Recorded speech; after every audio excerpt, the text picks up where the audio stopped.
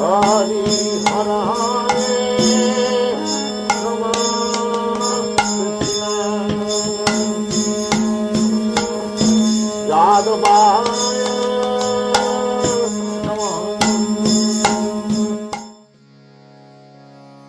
Tesham satata yuktanam bhajatam priti purvakam tadami buddhi yogam tam yena mam upayante te.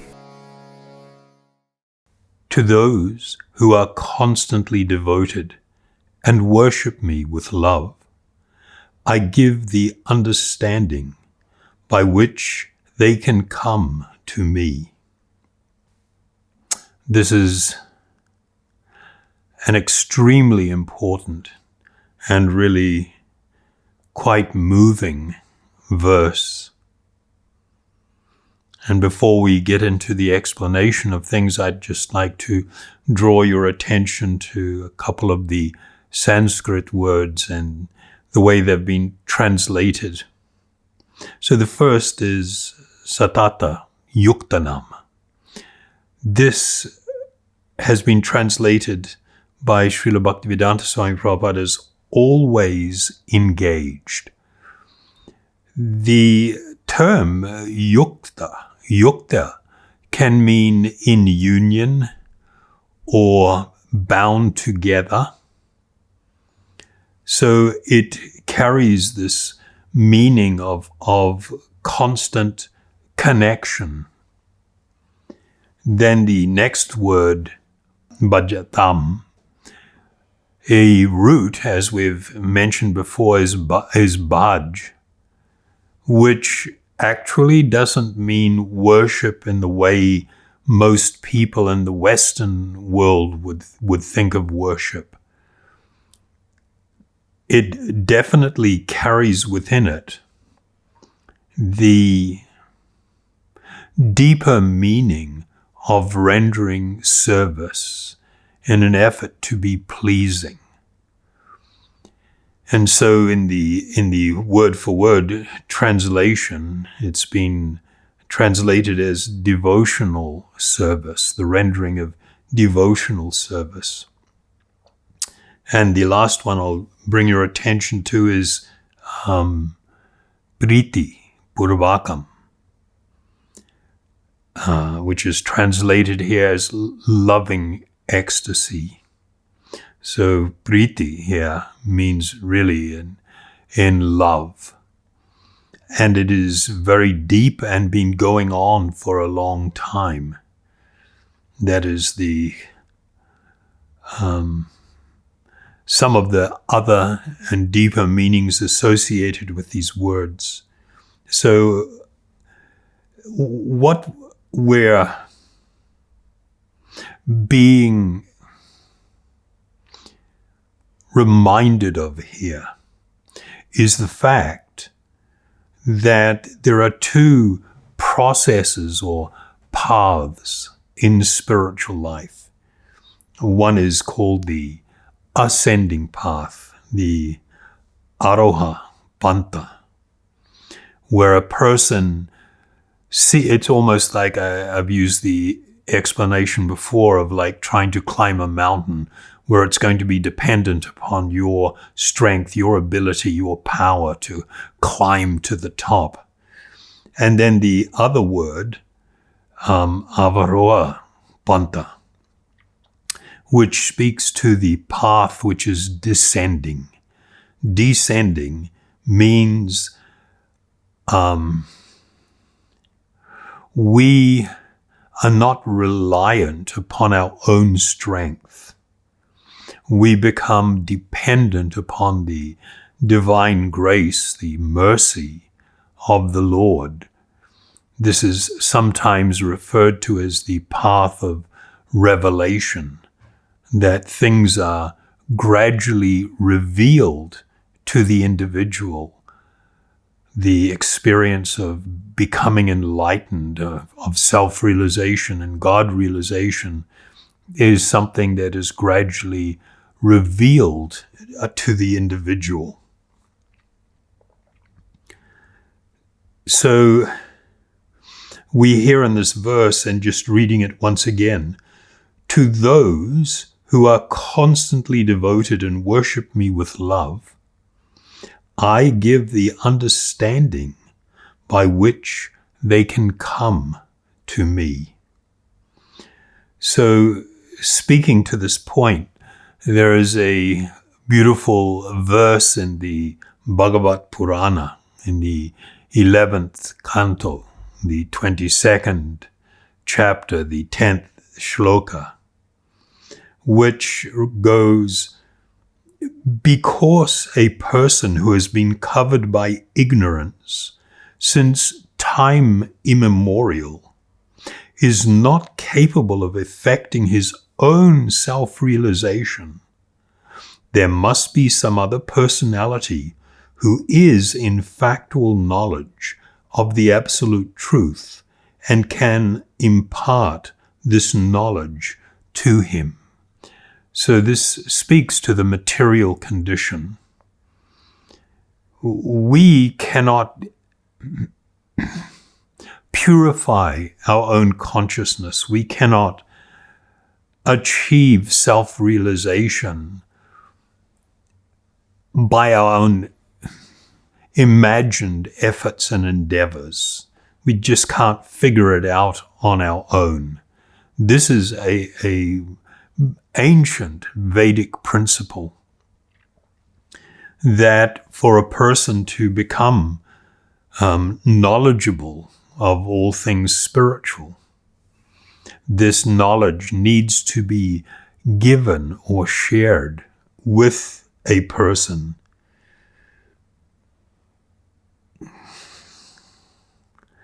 And we understand that the three authorities that can impart knowledge, one is the Shastra, or the scripture, or Vedic texts, authoritative texts.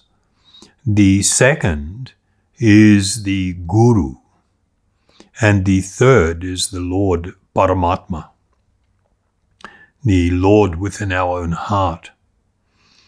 And speaking to that point from the Bhagavad Purana, the 11th canto, 29th chapter, 6th shloka, there is a wonderful verse. It says, O my Lord, transcendental poets and experts in spiritual science could not fully express their indebtedness to you, even if they were endowed with the prolonged lifetime of Brahma. For you appear in two features, externally as the Acharya, and internally as the Lord within the heart, the Supersoul, to deliver the embodied living being by directing him how to come to you. So what this does is expand the verse that we have been reading, this Bhagavad Gita verse, in terms of how exactly the Lord gives this enlightenment, how the Lord relieves the suffering condition caused by the ignorance of the living being, how one receives this understanding. So this is a direct reference to how the bona fide and authentic Guru is actually a living representative of Krishna, of the Lord within our own heart. And his speaking is an extension of Krishna's mercy.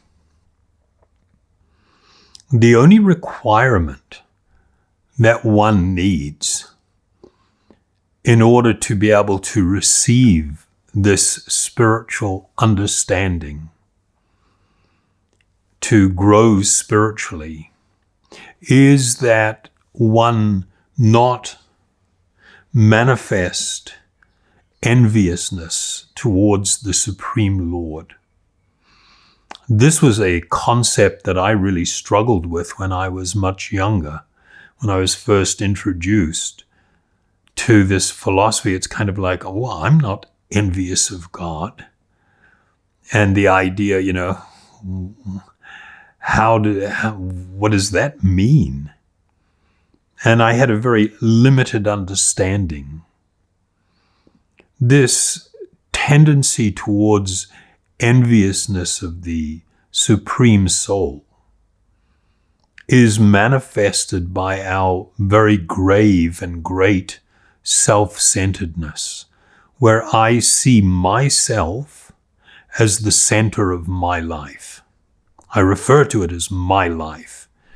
I refer to everything in the world and all my experiences in relation to me and mine. And my idea of me and mine is the idea that the body, the gross physical body or the subtle body, is who I am. So this is considered to be a highly ignorant position. And generally, when one is very much caught up in this consciousness, this material consciousness, one tends in different ways to express some form or other of enviousness towards the Lord, just by the fact of desiring to be the center of everything, when in reality that is the position of Krishna, that is the position of Bhagavan. It is not my position. So there's a beautiful verse in this Bhagavad Gita in the 9th chapter. It is the first verse where Krishna spells this out very clearly.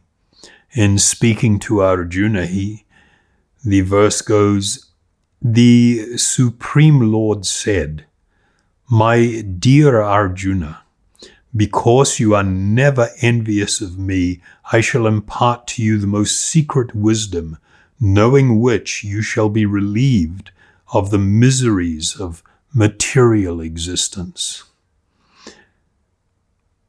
So this, what's considered the secret knowledge, not because it's been hidden away, but because we don't seek it.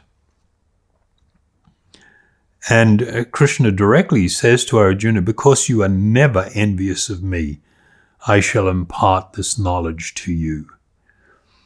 And so a big part of the spiritual journey is the purification of the heart and mind, and to gradually become less and less influenced by enviousness. So I'd just like to read from a portion of the commentary given by Sridhar Swami, the very famous and authoritative commentator. And he states, "And to such persons so fully dedicated to the Supreme Lord Krishna, out of great bhakti or exclusive loving devotion, he himself bestows buddhi yogam, or the divine spark of spiritual intelligence, allowing their individual consciousness to attain communion with his ultimate consciousness.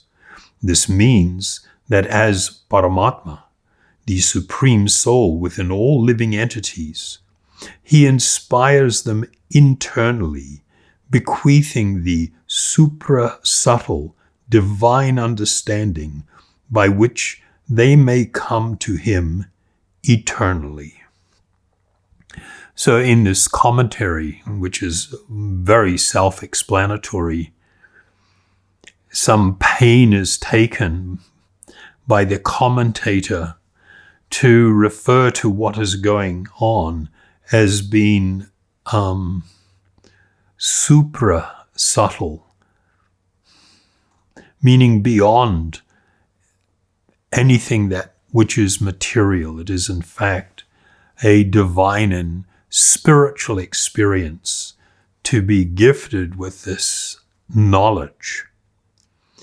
In another commentary by one of the great luminaries in our lineage, Srila Baladev Vidibhushan,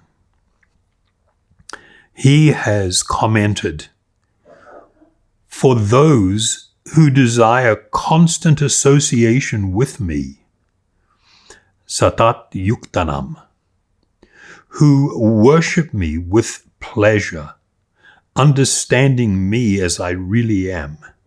This is his translation or meaning given to Priti Purvakam. "I, relishing their devotion to me, offer to them intelligence such that they can understand, worship, and attain me with my infinite qualities and powers, Buddhi Yogam, by which they attain me." So this term, Buddhi Yogam, is used quite a number of times in the Bhagavad Gita. And Srila Bhaktivedanta Swami Prabhupada often uses the term devotional service, which is the term also applied to bhakti, in translating this Buddhi Yogam. This is something that many of the great authorities have done in relation to this terminology. When one has such clarity, they are described as being very intelligent, that they are seeing, that they have moved out of the shadow of darkness, of nescience or ignorance, and are acting in complete union with the Supreme Lord. So I'll just read a portion of the commentary of Srila Bhaktivedanta Swami Prabhupada, my Gurudev, on this verse. "A person may have a bona fide spiritual master and may be attached to a spiritual organization, but still, if he is not intelligent enough to make progress, then Krishna from within gives him instruction so that he may ultimately come to him without difficulty. The qualification is that a person always engage himself in Krishna consciousness." And I'll just pause here. This term, Krishna consciousness, material consciousness is me consciousness. It's all about me and what I am seeing, experiencing, doing, desiring. It's about me. Whereas in Krishna consciousness, a person's consciousness is immersed in the Supreme Lord, in Krishna. And one is constantly immersed in serving, meditating, chanting in this consciousness. So continuing, the qualification is that a person always engage himself in Krishna consciousness with love and devotion, render all kinds of services. He should perform some sort of work for Krishna, and that work should be with love. If one is sincere and devoted to the activities of devotional service, the Lord gives him a chance to make progress and ultimately attain him. So this is distilled into very simple terms. Being connected with God, the higher spiritual reality, is not an activity of a mental activity. It involves also practical engagement. This is the process that we call sadhana bhakti, where one engages in practical service of the Lord, which can be done in many, many different ways.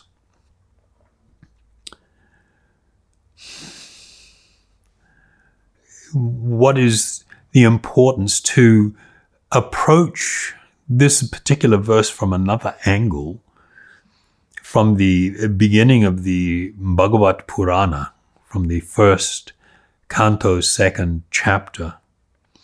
There is a beautiful verse that was spoken by a great sage, Sutta Goswami, to a huge assembly of great sages at Namaisharanya. And he said, by rendering devotional service unto the personality of Godhead, Sri Krishna, one immediately acquires causeless knowledge and detachment from the world. So this speaks to how this process results in and produces this clarity of understanding and an increasing attachment to Krishna and a dwindling attachment to the material world. There's always there's a beautiful story in the Bhagavat Purana that always reminds me or addresses this wonderful reality. It's about a very young boy who was a prince and who felt insulted by one of his stepmother, who was a co-wife of the king, and who sought to influence the king against her elder son, or his elder son rather, in favor of her own son, who was the second son. And so she created an atmosphere and tried to, use her manipulative mind to control the king. And the king ended up, as a result, not allowing his eldest son, Dhruva, to sit on his lap when he had Dhruva's half-brother on one of his legs on his lap. And Dhruva felt very insulted and ran off and crying to his mother and wanting to have his grievance addressed. And he asked his mother very intelligently, so who's higher than the king? Who's the boss of the king? Who do I go to make a complaint? And she said the only one higher than the king is the Supreme Lord. And he immediately asked, so where do I find him? And the mother said, I'm not actually sure, but I know the great sages go off to the forest in search of him. And so he immediately just left home, ran off, and went to the forest. He was discovered a number of days later by a sage, a very famous transcendental personality, who tried to convince him to go home. And when the boy refused, saying that he wouldn't accept this good advice from the sage, being very passionate as he was, the sage gave him spiritual instructions in a wonderful mantra to chant, or the Om Namo Bhagavate Vasudevaya, and taught him how he should engage in the meditative process.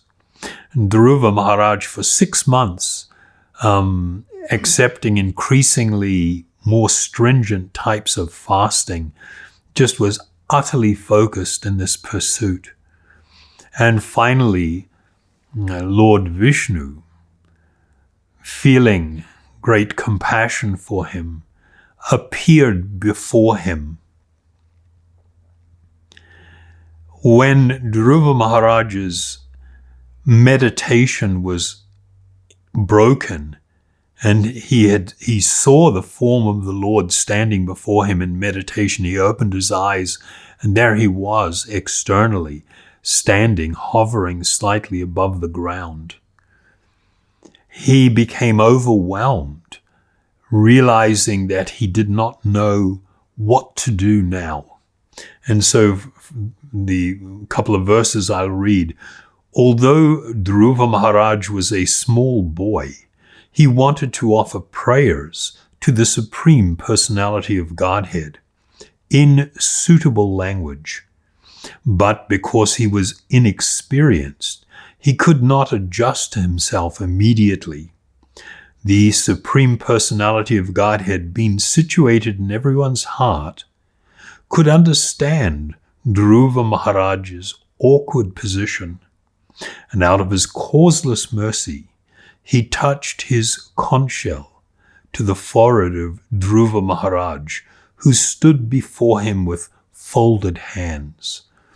So the form of Lord Vishnu carries 4 types of articles: a mace, a disc, a Sudarshan chakra, a lotus flower, and a conch shell. And with this conch shell, he simply leant forward and touched it to the forehead of Dhruva Maharaj. At that time, Dhruva Maharaj became perfectly aware of the Vedic conclusion and understood the absolute truth and his relationship with all living entities.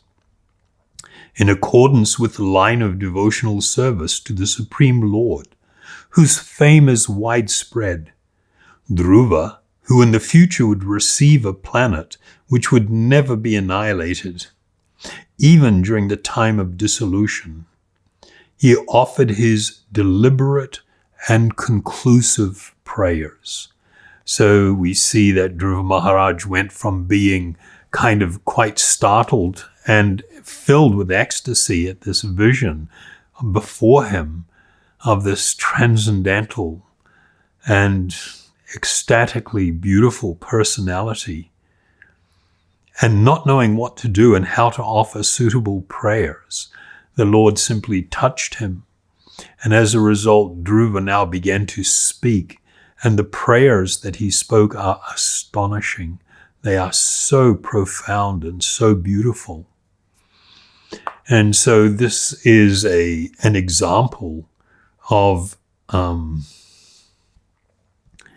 how this verse from the Bhagavad Gita may be experienced. Of course, that was a very unusual situation where the Lord himself did it. Normally, it would be in the form of a spiritual master, or insight also that can be delivered by the Lord within one's own heart. So just reading the verse in conclusion, to those who are constantly devoted and worship me with love, I give the understanding by which they can come to me. Thank you very much. Hare Krishna, Krishna Krishna, Hare Hare, Hare Rama, Rama Rama, Hare Hare.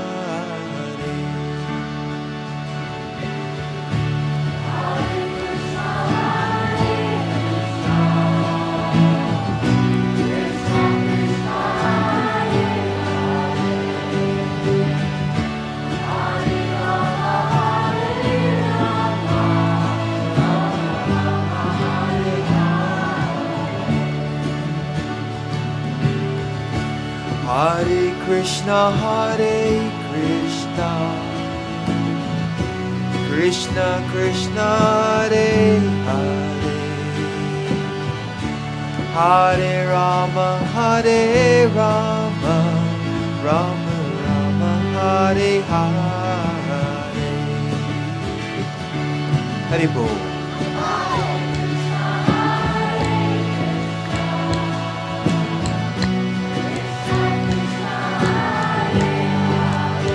Krishna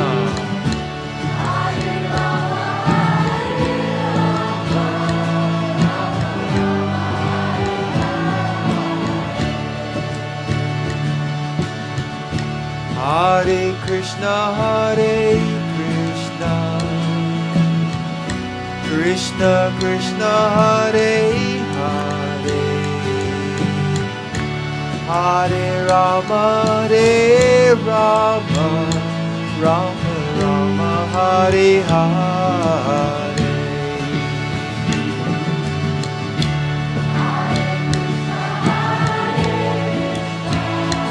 Krishna.